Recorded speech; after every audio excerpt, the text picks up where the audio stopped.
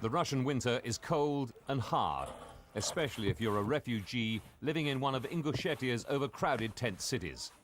An estimated 250,000 people have fled the fighting in Chechnya.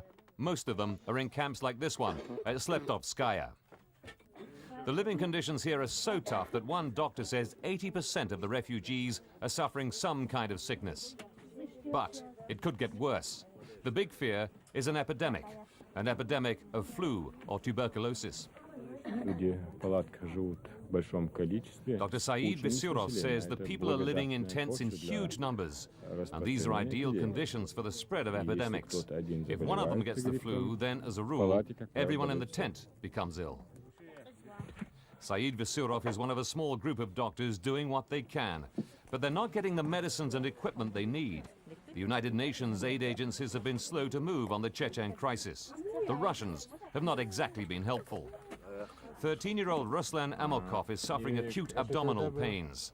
Doctors don't have the gear to deal with it. The sick have to cope with their problems as best they can. This man says some people use vodka as medicine, others use hot tea, but some people are just lying there waiting for the end. A new decree from Moscow says food and shelter should be withheld from refugees who come from parts of Chechnya now under Russian control. The purpose is to persuade those people to return home. But many Chechens are now too scared to leave the camps, despite all the discomfort and the mounting danger of a devastating epidemic.